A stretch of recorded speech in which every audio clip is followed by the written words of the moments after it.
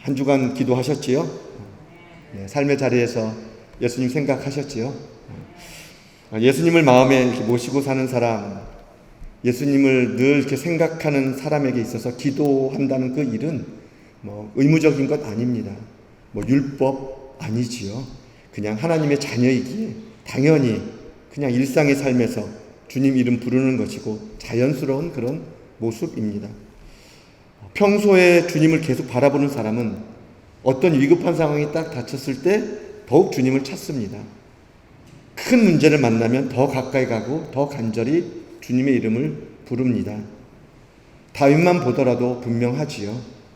평소에 늘 하나님과 동행했던 다윗, 어릴 때부터 하나님을 바라보았던 다윗, 정말 무섭고 큰 두려운 일, 목숨을 위협하는 그 상황이 되었을 때 주님의 이름을 더 불렀습니다. 주님께 더 가까이 피했습니다. 억울하고 원통한 그 상황 가운데서 하나님의 이름을 더 간절히 불렀습니다. 하나님은 구원해 주셨지요. 평소에 이렇게 주님과 동행하다가 갑자기 큰 일을 당해서 주님 이름 부르는 것과 평소에 주님 바라보지 않고 생각하지 않다가 뭔가 큰 일이 닥쳐서 그때 주님 이름을 부르는 것은 완전히 다릅니다. 평소에 주님과 동행한 사람은 배에 함께 타고 계시는 예수님이 보입니다. 말씀 한마디로 파도를 잠잠케 하시는 주님의 음성이 들립니다. 내니 안심하라. 이 말씀 가운데서 큰 복분 가운데 있음에도 불구하고 평안할 수 있는 것이죠. 찬송이 나옵니다. 그러나 주님 바라보지 않고 살다가 다급한 마음에 주님 이름 막 부르는 사람들, 배에 함께 타고 계신 주님 잘 보지 못합니다. 내니 안심하라 라고는 이 주님의 음성 잘 들리지 않습니다. 그래서 기도는 하지만 다급한 마음에 주님의 이름을 부르지만 여전히 마음은 불안하고 문제가 해결이 안 되면 기도해도 소용없어 라는 결론을 이렇게 쉽게 내려버리지요. 그리 아니하실지라도 배에 함께 타고 계시는 주님을 보지 못하는 거지요. 아직 그 말씀을 받을 만한 믿음이 없는 것입니다. 믿음이 있는 사람은 다른 사람 아닙니다. 평소에 늘 주님 바라보는 사람, 평소에 늘 주님을 생각하는 사람이 믿음이 있는 사람입니다. 기도가 그런 것입니다. 2절 말씀에 기도를 계속하고 기도에 감사함으로 깨어있으라.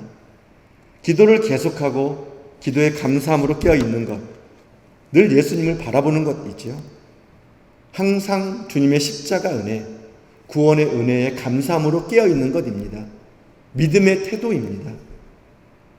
기도를 계속하고 기도에 감사함으로 깨어있으면 부부의 문제, 부모와 자식 간의 이 문제, 정말 어려운 불가능할 것 같은 이 종과 주인의 문제, 이 고용인과 시키는 자리와 일을 하는 자리에 있는 이 미묘하고 곤란한 이 문제들을 해결해 주시는 주님을 경험하게 됩니다. 그래서 구원받은 사람은 평소에 늘 예수님을 생각해야 합니다. 기도를 계속해야 하고 감사함으로 깨어 있어야 합니다. 문제가 있기 전에, 정말 그 남편의 자리에서, 문제가 있기 전에 그 아내의 자리에서, 엄마의 자리에서, 아빠의 자리에서, 아들의 자리에서, 그 딸의 자리에서, 그 주인의 자리에서, 그 고용된 그 자리에서 구원의 은혜를 베푸신 예수님을 늘 생각해야 합니다. 문제가 그래서 생겼을 때는, 그러다가 문제가 생겼을 때는 더 가까이 즉시로 가는 것, 기도의 자리로 가는 거죠. 나 같은 죄인을 구원해 주신 이 하나님의 은혜, 이 구원의 은혜가 너무너무 감사하다고 막 찬송이 나오고 감사가 터지는 그때까지 계속 기도의 자리에 가는 것입니다. 이것이 문제 해결의 열쇠입니다. 육신으로 오신 예수님의 삶은 기도하는 삶이셨습니다. 예수님은 습관을 따라 감람산으로 올라가셨지요. 습관을 따라 올라가셨다는 말은 늘 하나님 아버지를 생각하고 늘 하나님 아버지를 바라보았다는 뜻입니다. 예수님의 이런 기도의 삶이 육신으로 지낸 그 공생의 그 험난한 시간들을 넉넉히 감당할 수 있었습니다. 일생일대에 크고 정말 가장 두려운 그 일, 십자가 죽임을 당해야 하는 그 두려운 상황도 이기셨습니다. 땀방울이 핏방울이 되도록 계속 기도하신 후 제자들에게 마태복음 26장 46절에 일어나라 함께 가자 보라 나를 파는 자가 가까이 왔느니라. 기도 끝에 예수님은 기꺼이 십자가로 가셨습니다. 육신으로 계셨기에 근심할 수밖에 없었던 그 죽음의 두려움도 기도 끝에서 완전히 해결되었습니다. 그래서 사도 바울이 기도를 계속하고 기도의 감사함으로 깨어있으라고 권면한 것입니다. 기도를 계속하면, 기도의 감사함으로 깨어있으면 기도하는 사람, 감사하는 사람, 그 마음에 사람 탓하게 만들고 환경 탓하게 만들고 원망 불평하게 만들고 미워하고 저주하게 하는 이 마귀의 그 일들, 마귀가 더 이상 발을 붙이지 못하기 때문이지요. 기도를 계속하면, 기도의 감사함으로 깨어있으면 내가 서 있는 그 자리, 여러분이 서 있는 그 자리 감사가 나오고, 감사가 나오면 감사하는 그 심령에 마음이 바뀌고 생각이 바뀌고 말이 바뀌고 행동이 바뀌는 거죠. 문제 해결은 거기서부터 시작이 됩니다. 그래서 기도를 계속하고 감사함으로 깨어있어야 합니다. 또한 기도를 계속하고 감사함으로 깨어있어야 하는 이유는 그것이, 그 일이, 그 태도, 그 행동이 하나님을 인정한다는 증거이기 때문입니다. 무슨 일이 생길 때만 하나님을 의식하고 특별한 자리에서만 하나님을 인정하는 것이 아니라 삶의 모든 자리에서 하나님을 의식하고 하나님의 손길을 믿고 살든지 죽든지 생명의 주인이신 하나님을 인정한다는 증거, 기도를 계속하고 기도의 감사함으로 깨어있는 것입니다. 사도 바울이 빌립보 깊은 감옥에 갇혔습니다. 계속 따라오며 귀찮게 하는 여종의 그 귀신 들린 여종을 고쳐주었기 때문이지요. 좋은 일을 한 것입니다. 매맞을 이유 없고 감옥에 갇힐 이유는 더더욱 없습니다. 그런데 실컷 두들겨 맞고 깊은 감옥에 gat혔습니다. 귀신 들린 그 여종 원망할 수 있고 괜히 고쳐주었어 라고 후회할 수도 있고 자신을 이 고발한 여종의 이 주인들에게 욕을 할 수도 있습니다. 더 나아가서 앞뒤 전후좌우 살펴보지도 않고 무조건 매를 때리고 감옥에 가둔 이 관리들, 이 간수, 원통한 마음일 수 있습니다.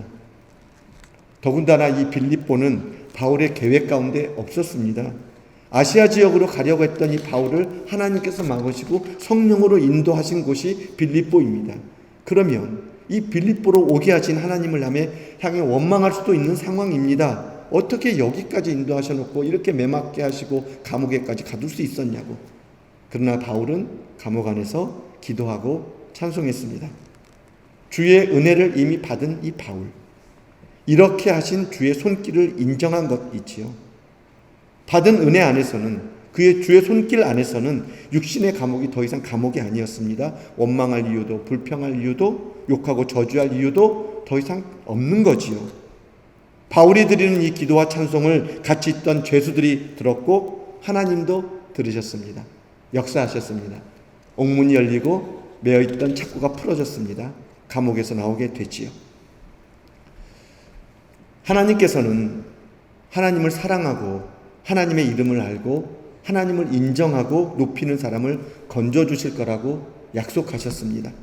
시편 91편 14절 15절에 하나님이 이르시되 그가 나를 사랑한즉 내가 그를 건지리라. 그가 내 이름을 안즉 내가 그를 높이리라. 그가 내게 간구하리니 내가 그에게 응답하리라. 그들이 환난 당할 때 내가 그와 함께하여 그를 건지고 영화롭게 하리라. 아멘. 내가 하나님을 높이고 내가 하나님을 사랑하고 하나님을 인정한다는 증거, 기도를 계속하고 기도의 감사함으로 깨어있는 것입니다. 기도를 계속하고 기도의 감사함으로 깨어있으면 하나님의 구원을 봅니다. 이런 은혜와 축복이 지금 여러분이 처한 상황 속에서 그대로 이루어지기를 축복합니다. 더 나아가 기도를 계속하고 기도의 감사함으로 깨어있다는 증거가 서로가 서로에게 기도를 부탁할 수 있는 것으로 나타날 수 있기를 바랍니다. 3절 말씀에 또한 우리를 위하여 기도하되 하나님이 전도할 문을 우리에게 열어주사 그리스도의 비밀을 말하게 하시기를 구하라. 내가 이 일 때문에 매임을 당하였노라. 손을 얹으면 귀신이 떠나가고 손을 얹으면 그 사람에게 성령이 내리고 셋째 하늘까지 올라가 하나님의 음성을 들었던 바울이 이제 갓 예수님을 영접한 이 이방인 골로새 성도들에게 기도를 부탁합니다. 인간적으로 보면 사도 바울이 이 하나님에 대한 이 지식, 이 체험들, 기도의 능력, 골로새 성도들과 뭐 비교할 수도 없지요. 그럼에도 불구하고 갓 태어난 이방인 이 성도들에게 기도를 부탁하는 이 사도 바울. 4절 말씀에 그리하면 내가 마땅히 할 말로서 이 비밀을 나타내리라. 하나님께서 나의 기도를 들어주실 것을 믿고 확신하는 바울. 당시에 유대인 성도들뿐만이 아니라 이방인 성도들에게 있어서 사도 바울의 이 사도권이 의심받고 있었습니다. 예수님의 직계 제자도 아닌데 왜 그렇게 사사건건 간섭하고 가르치려고 하느냐, 이런 말들이 교회들마다 이렇게 있었습니다. 또한 사도 바울에게는 이 낫지 않은 질병, 고질적인 질병이 있었습니다. 더군다나 지금 감옥에 갇혀 있습니다. 누가 생각하더라도 사도 바울의 모든 면은 사도 바울의 연약함이고 궁핍함입니다. 복음을 전하는 일에 있어서 큰 걸림돌들입니다. 그럼에도 불구하고 골로새 성도들에게 기도를 부탁하고 있는 이 바울. 사도 바울이 정말 기도하는 사람, 정말 기도에 감사함으로 깨어있는 사람이었다는 이 증거입니다. 기도하는 사람이 아니었다면, 감사함으로 깨어있지 않았다면 골로새 성도들에게 자신의 연약함, 궁핍함이 보이면서 기도 부탁하지 않았을 것입니다. 그 능력 있는 사람인데. 그러나 고린도전서 15장 10절 그러나 내가 나된 것은 하나님의 은혜로 된 것이니 내게 주신 그의 은혜가 헛되지 아니하여 내가 모든 사도보다 더 많이 수고하였으나 내가 한 것이 아니요 오직 나와 함께 하신 하나님의 은혜로라. 아멘. 기도하는 사람은 압니다. 감사함으로 깨어있는 사람은 압니다. 내가 기도의 능력이 있는 것이 아니고 내가 셋째 하늘까지 올라간 것이 아니라 하나님께서 나 같은 자에게 은혜 베푸셔서 기도에 역사하여 주시고 하나님께서 나 같은 자를 사용하시려고 셋째 하늘까지 보여주신 것, 내가 하는 것이 아니라 하나님께서 하는 것이기에 약할 때 강함 되시는 하나님이심을 알기에 바울 자신의 어떠함, 감옥에 갇힌 것, 질병, 사도권에 대해서 이러쿵저러쿵 하는 이야기들, 그게 문제가 아니라 하나님께서 하시는 일이고 하나님이 하시면 얼마든지 이루어지는 일임을 알기에 하나님을 높이고 하나님을 인정하는 태도, 이게 기도 부탁 가운데 있는 것입니다. 기도를 계속하지 않고 기도에 감사함으로 깨어있지 않으면 나올 수 없는 그런 모습이지요. 여러분, 예수님도 십자가를 져야 하는 그 순간에 그 제자들, 그 연약한 제자들, 그 어린 제자들에게 함께 기도하자고 부탁하셨습니다. 사도 바울도 기도를 부탁하고 있습니다. 기도를 부탁하는 일은 직분이 있고 없고, 기도를 잘하고 못하고, 저 사람 영역이 있고 영역이 없고, 내가 사정이 있고 없고, 형편이 되고 안 되고, 질병이 있고 없고, 이런 문제가 아닙니다. 기도 부탁은 내 삶의 모든 자리가 하나님의 손길 가운데 있다고 하는 이 시인이고, 기도를 들으시고 기도에 응답하시는 살아계신 하나님을 인정하고 하나님을 내 삶의 그 절대적인 자리, 전부에 올려놓는 믿음의 태도입니다. 제 책상 옆에 이렇게 이 보드판에 여러분들이 손수 적어주신 2021년 소원 기도문이 이렇게 쭉 한 장씩 꽂혀 있습니다. 다 이렇게 쫙 다. 고개 딱 돌리면 다 이렇게 보입니다. 중보 기도문이지요. 어떤 기도문을 적으셨는지 기억하시나요? 가끔 들여다봅니다. 기도 제목을 보면 기도 제목 가운데 이미 응답된 기도 제목들도 있습니다. 하나님이 하시는 일들, 살아계신 하나님께서 역사하신 일들을 묵상하게 되지요. 우리 엘림교회 공동체, 몇 안 되는 가족 공동체입니다. 서로 기도 제목을 부탁하면서 나눌 수 있는 믿음의 공동체, 기도의 공동체가 되기를 기도합니다. 예배를 마치고 예배가 끝나면 바로 막 가지 마시고 한 주간 있었던 일들, 한 주간 삶 속에서 일어났던 그 일들 서로 자리를 나누면서, 카페도 있으니 누가 사든지 각자 사서 드시든지 카페에서 가서 차 한 잔 이렇게 사서 그 야외 카페도 있고 식당에도 이렇게 자리들도 있고, 그러니까 거기에서 뭔가 일주일 동안 하고 싶은 이야기도 많지 않으신가요? 집사님 이런 일이 있었어. 권사님 이런 일이 있는데 기도 부탁드립니다. 이런 어떤 일들이 정말 많아지고 풍성해질 수 있기를 바랍니다. 누가 누구랄 것도 없이 다 떠나서 하나님이 내 삶의 주인이기에, 하나님이 한 주간 동안 삶을 인도해 주셨기에 그 가운데 역사하신 하나님의 일들을 이야기하고, 또 문제가 있으면 그것을 함께 기도하면서 하나님이 하신 일을 또 바라보면서 나누어가는 이 공동체, 서로가 서로에게 정말 겸손하게 서로 삶을 위해서 중보 기도하는 아름다운 우리 교회, 주의 역사를 바라보는 우리 교회가 될 것을 믿습니다. 사도 바울이 골로새 성도들에게 부탁한 기도 제목은 전도할 문을 열어주셔서 그리스도의 비밀을 말하게 해달라는 것입니다. 전도할 문, 이 직역하면 말씀의 문입니다. 그러니까 말씀의 문을 열어달라는 그런 의미지요. 이 말씀의 문을 열어달라는 이 의미는 말씀을 전할 수 있는 기회를 열어달라는 것입니다. 말씀을 전할 수 있는 기회를 열어달라. 감옥에 있지만 마땅히 전할 말로써 복음을 담대하게 전할 수 있도록 부탁한 것이지요. 그러나 사실 바울은 감옥에 갇혔다고 믿음이 약해지지 않았습니다. 다른 서신을 보게 되면 감옥에 갇혔을 때 사도 바울이 얼마나 열심으로 모든 기회를 다 사용해서 복음을 전했는지 모릅니다.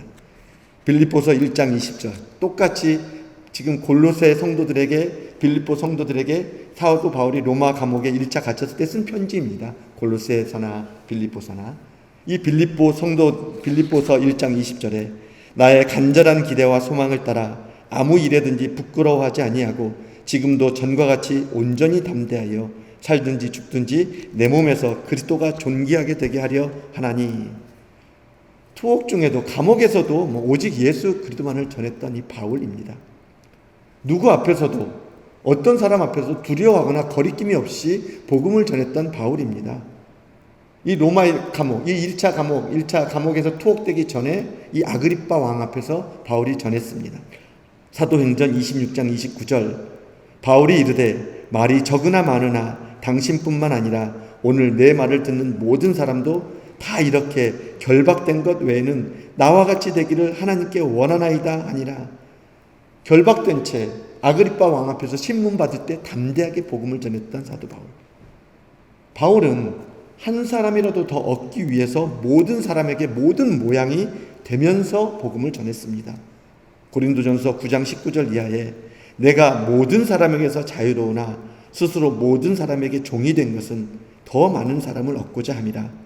유대인들에게 내가 유대인과 같이 된 것은 유대인들을 얻고자 함이요 율법 아래에 있는 자들에게는 내가 율법 아래에 있지 아니하나 율법 아래에 있는 자같이 된 것은 율법 아래에 있는 자들을 얻고자 함이요 율법 없는 자에게는 내가 하나님께는 율법 없는 자가 아니요 도리어 그리스도의 율법 아래에 있는 자이나 율법 없는 자와 같이 된 것은 율법 없는 자들을 얻고자 함이라.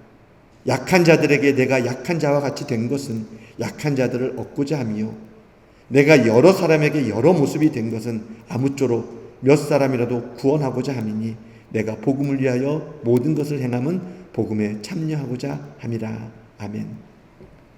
사도 바울은 정말 자비량으로 천막 만들 일을 하면서 복음을 전했지요. 사도이기에 누릴 수 있는 그 수많은 권리들, 당시 그 사도들이 그 전도를 하면서 교회를 세워가면서 누렸던 그 권리들 누리지 않고 복음을 전했습니다. 이런 바울이 골로새 성도들에게 말씀을 전할 기회를 열어달라고 기도를 부탁한 것은 골로새 성도를 위해서입니다. 골로새 성도들이 감옥에 갇힌 바울을 생각하면서 또 기도를 부탁하는 바울을 위해 기도하면서 이 바울의 삶과 자신의 삶을 이렇게 돌아보고 또 구원받은 은혜 안에서 십자가 그 은혜 안에서 사는 삶이 무엇일까, 또 바울의 기도와 바울의 지금 현재 모습과 전하는 그 일들을 편지를 통해서 이렇게 돌아보게 한 것입니다. 5절 말씀, 외인에게 대해서는 지혜로 행하여 세월을 아끼라. 이 말을 해주고 싶었던 것이죠. 세상은 지혜롭게 살면서 세월을 아끼며 사는 사람들이 있습니다. 그죠? 정말 부지런하게 살고 하루 24시간을 마치 30시간이 되는 것처럼 쪼개서 다 그냥 그 시간마다 할 일을 다 이렇게 마음속에 생각해 놓고 시간이 조금 나오면 또 다른 어떤 의미 있는 일들을 해가면서 이 부지런히 정말 사는 사람들이 있습니다. 지혜로운 거지요. 시간을 허비하지 않고 허투루 쓰지 않고 정말 뭔가 열심히 일하는 사람들. 그래서 자기 발전이 이렇게 되고 물질도 이렇게 좀 이렇게 채워지고 지식도 늘고 사람 관계도 이렇게 풍성해지고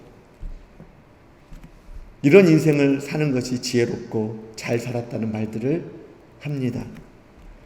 또 뭔가 한 가지 일을 열심히 최선을 다해서 그냥 그 일만 파는 이렇게 사람들, 그렇죠? 그래서 뭔가 이루고 뭔가 성과를 거두고 그러면 참 지혜롭게 살았다, 세월을 아끼며 살았네라고 말들을 합니다.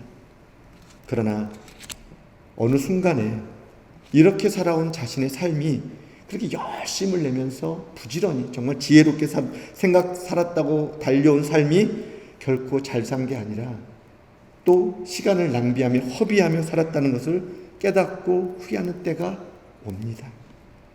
십자가 복음은, 구원의 은혜는 인생들로 하여금 이 후회를 하지 않도록 하나님을 보게 하고 하나님이 원하시는 삶을 살아가게 합니다.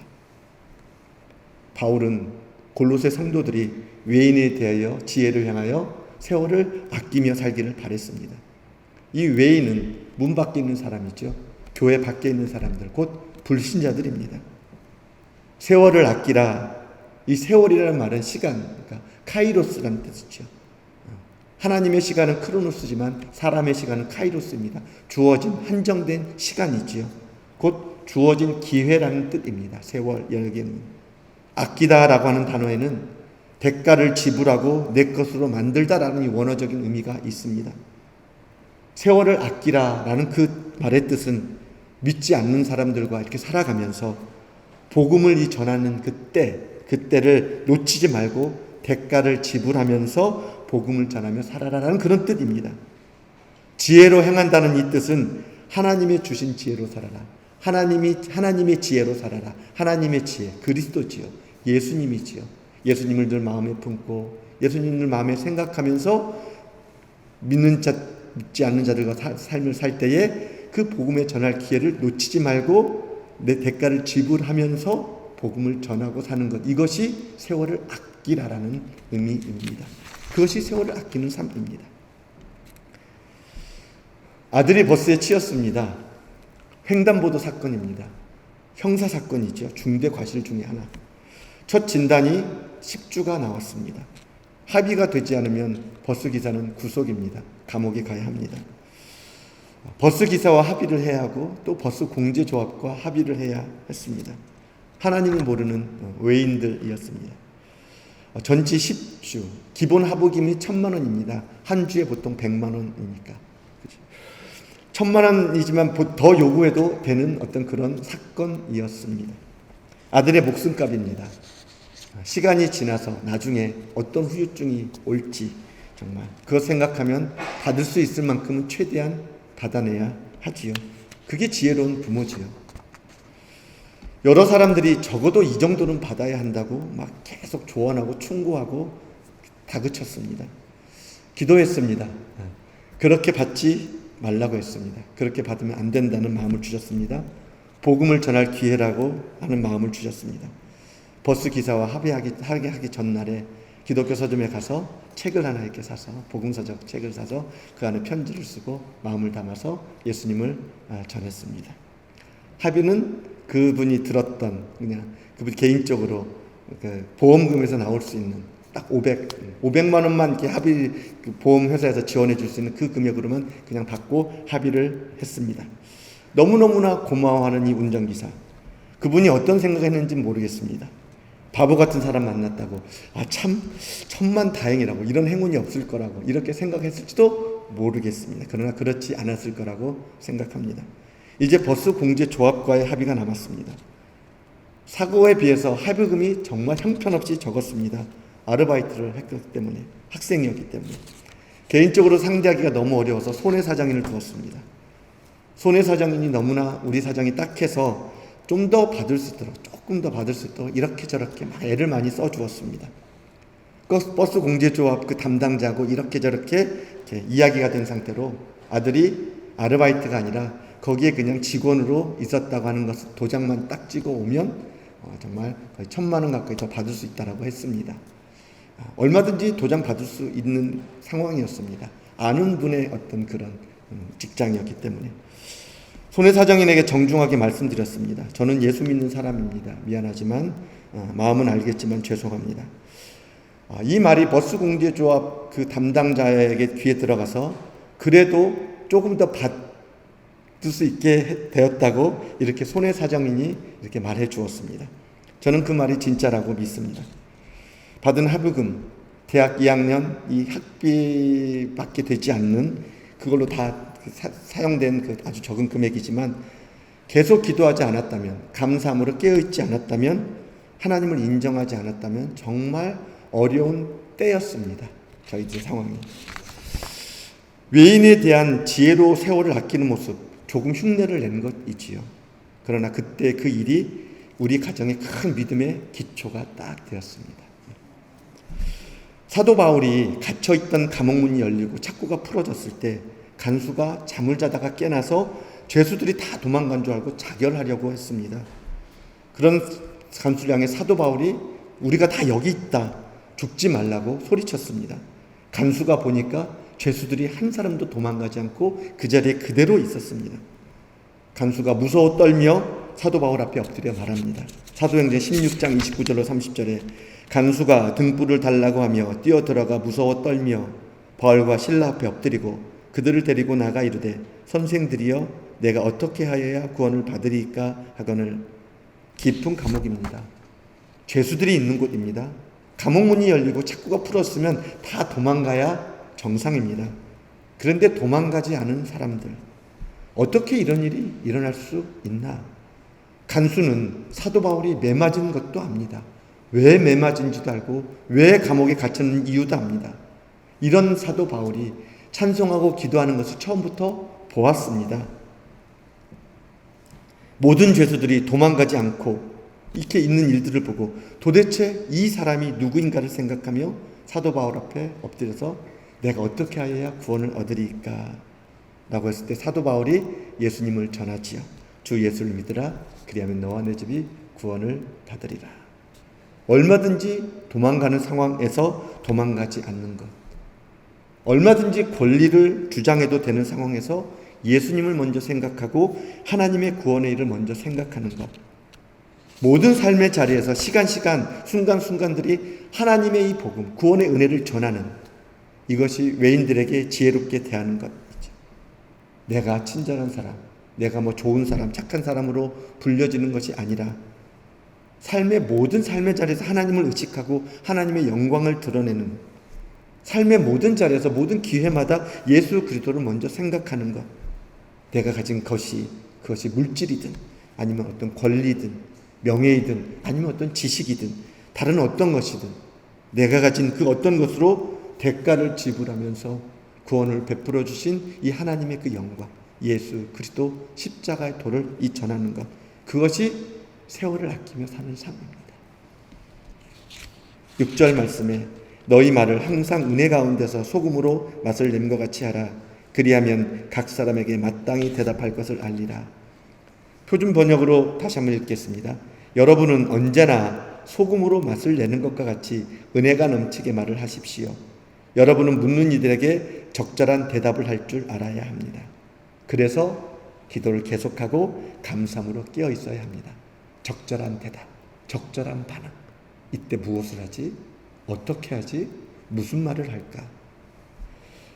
수십 년 교회를 다녀도 장로, 권사, 집사, 목사라고 할지라도 내 성격대로 행하고 내 기분대로 말하고 내 성향대로 행동하고 이 마음에 있는 이기심, 욕심, 탐심, 시기, 질투, 교만, 자랑, 이 더러운 것들이 언제 어디서든지 나오려고 기다리고 있습니다. 이 마음 안에서.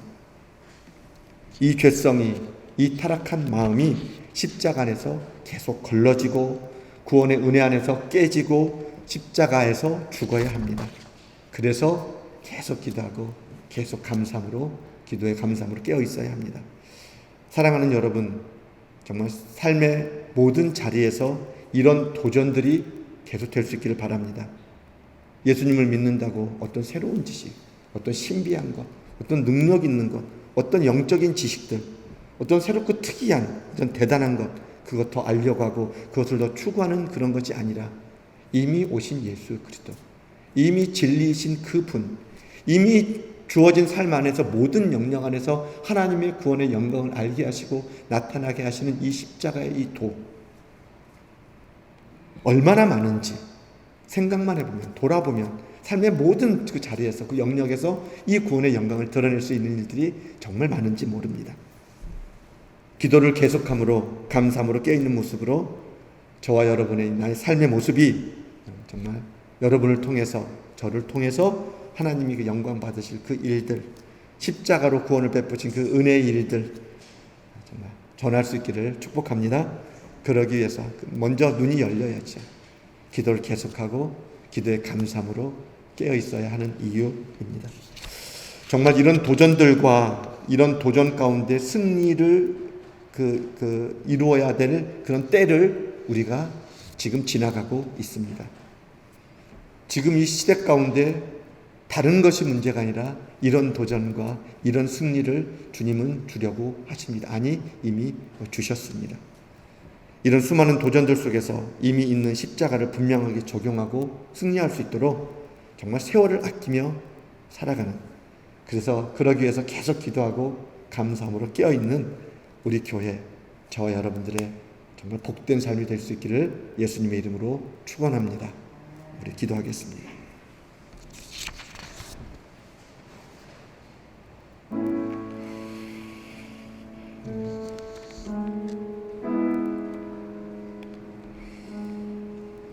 지금까지 걸어온 여러분들의 삶 속에서 구원의 은혜가 얼마만큼 반응하고 구원의 은혜가, 그 감사가 얼마만큼 적용되고 그래서 승리하셨나요? 십자가의 도는 모든 문제의 해결입니다. 죽음의 문제까지도 해결해 주신 하나님의 은혜고 능력입니다. 다른 것 더 구하고 다른 것 더 알려고 하고 다른 것에 열심을 내는 것이 아니라 최선을 다하고 살고 열심을 사는 그 앞서서 십자가의 은혜를 알고 십자가의 사랑을 알고 예수님을 더 알고 하나님의 은혜를 더 알면 모든 문제 해결해 주시는 하나님이십니다. 이 시간 기도하며 나아갈 때에 하나님 십자가 은혜의 도가 기도가 되게 하시고 감사가 되게 하셔서 내가 처한 삶의 그 모든 자리에서 먼저 이 은혜의 고백이 터지게 하시고 감사가 터지게 하시고 나를 구원하신 그 은혜가 보잘것없는 나의 삶, 아무것도 아닌 나의 삶을 통해서 많은 사람들에게 증거되게 하시고 정말 세월을 아끼는 삶이 무엇인지를 나도 알고 다른 사람이 알 수 있도록 결코 후회하지 않고 땅을 치며 울부짖지 않는 그 비참한 가운데 있지 않는 삶을 살아갈 수 있도록, 세월을 아끼는 삶을 살아갈 수 있도록 도와주시옵소서. 이 시간 기도하며 나아갑니다. 주님, 사도 바울의 골로새 교회를 향한 이 편지를 대하면서 다시 한번 내게 오신 주의 그리스도의 은혜, 우리에게 이미 오신 십자가의 그 구원의 은혜를 생각하게 됩니다. 하나님, 은혜 베풀어 주옵소서. 성령으로 도와주시옵소서.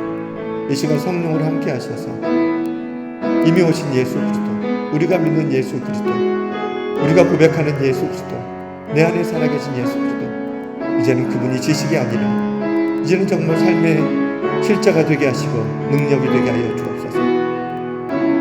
나의 약함을 통해서 주의 강함을 드러내시는 주님이시여, 나의 어떠함이 아니라, 나의 환경이 아니라, 나의 부족함이 아니라